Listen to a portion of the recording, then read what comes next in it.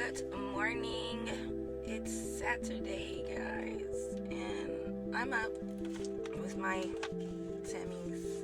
If you're from the Midwest area, specifically Michigan has Tim Hortons. I don't know if they're in other places yet. I don't know. I know they're in Michigan and Detroit. This is like our Starbucks, Tim Hortons. But anyways, good morning. I have a word.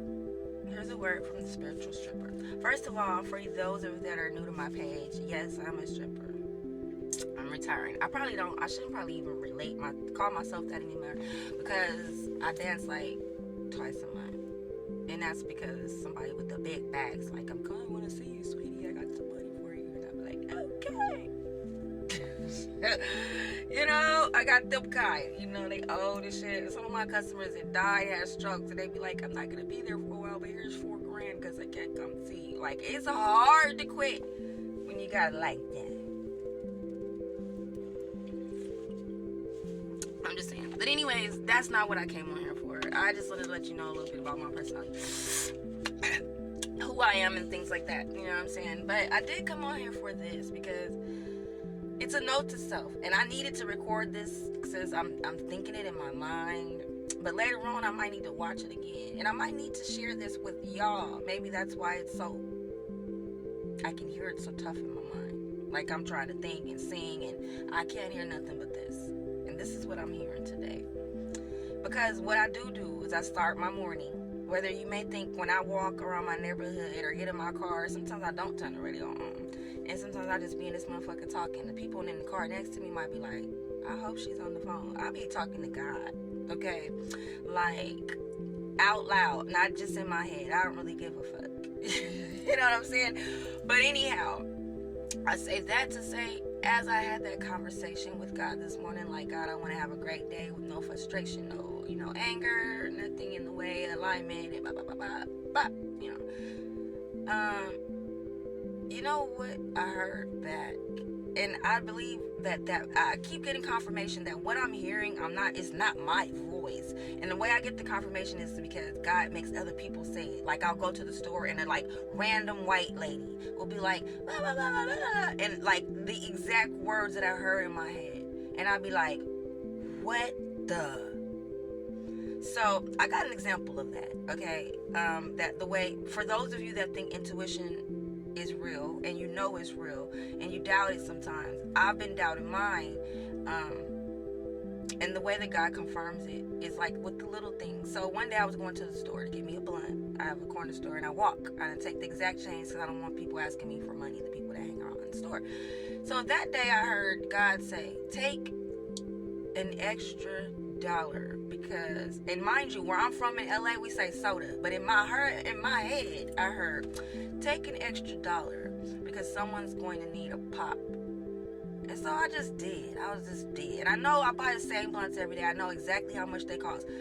Whatever, 25. Like, if I get 4, it's whatever, 25. If I get 5, it's 5.25. You feel me? Like, it's not hard to take. So I take the exact, but this day I took an extra dollar because that's what I heard in my head. And I believe in being obedient. I don't think I'm crazy. Y'all might be crazy because y'all pray and then be like, I hear these things, I didn't feel these things, but no, I think that's a form of insanity. Like, if you don't believe that you're going to get a response, then why are you even doing it? But anyway, learn how to receive the response, or know that you're hearing the response. And I have a problem with it too, so I'm not judging you. But this is how he's been confirming things for me, because he don't want me to think too long. He wants me to make progress and not be stagnant about, am I tripping in this? I'm sure of that. So I've shared this story with a few of my friends, but there's a meaning to it at the end. So just give me a minute, okay? Especially if you're working on your faith and your spirituality right now. So I heard in my head, get a dollar, because someone's going to ask you for a pop. Mind you, in my culture, where I'm from LA, West Coast, ride or die, but I'm in Detroit, we do not say pop, we say soda. I still say soda, and they look at me like, what, you want a pop, you mean? And I'll be like, yeah, whatever, you know what I'm saying? So I go, I get my blunt, I walk out, and this old man is sitting on, like, when you park, there's a thing to stop you from running into the building, a little concrete thing, the park stopper, I don't know what they call it, okay? He's sitting on that, and As I walk out, he say, "Hey, baby girl," your old man too. He say, "Hey, baby girl, I was wondering if you can give me $1. I'm really thirsty." He's sitting there looking distressed because it's hot this day. And he's like, "I was really thirsty and I need a pop. I'm just feeling like I can't keep going unless I give me something to drink. You got $1 for a pop?" And at that moment, I was like, no fucking way. I'm looking like, what I'm saying? Because, in our mind, they've got us thinking that God is up somewhere around. So I'm like, you gotta be. But God is right there. God was in that man today. God is in that tree. God is in the flowers and the suns and the water and anything that you need. And that day I needed confirmation. And God was like, "I'm right here. You're not crazy, Pooh." So I gladly gave that man that $1 that I took just for him because I was being obedient to her. And even if I wouldn't have took that $1, that day I would have walked back to get $1 and gave it back to him. But I brung that freaking $1 and I was able to give that man the $1. So then, for the pop.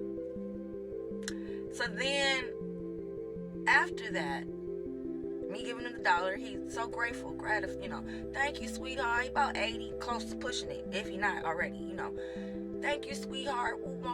What's your name so I could pray for you tonight?" So I tell him, some people know me as Ro, some people know me as Kali. In Detroit, they call me Kali, right? Because I'm from California and my last name is Kali, so they call me Kali here, and I kind of just roll with that. I kind of like it's cute, Anyhow, so I tell him my real name, Ro.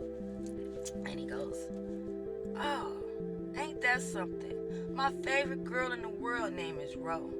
She not with me no more, but she did everything for me. She watched over me and everything. My wife, her name was Rosie, but we call her Ro." It was a little bit more of the confirmation that I needed that God really works. And it's not mysteriously. If you're paying attention, it is not mysterious. It's not ironic. It is real. Pay attention. And so I've been getting my signs and things. And this story, it wraps around alignment and being obedient and actually believing in your discernment. You're not crazy. You're not hearing things. If you're praying and you're receiving a word in your head and you have a gut feeling and you keep hearing that, that is what you're looking for when you pray. And I'm not here to tell you how to pray, how to worship, how to be, because I'm not even religious.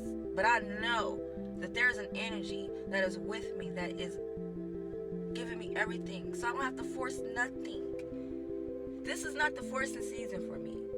Whether it's relationships with a lover, a friend, a mother, a brother, I really understand that everything that I'm supposed to do and have is right there.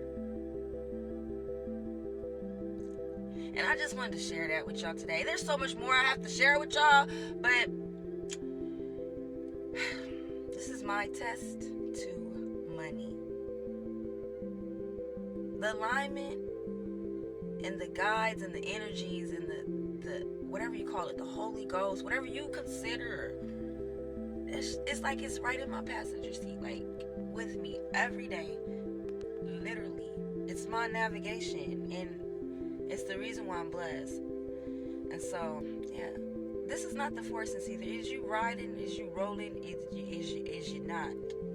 Because God got me moving, and if you ain't moving with me, then you gonna get left. I say, have a great motherfucking weekend.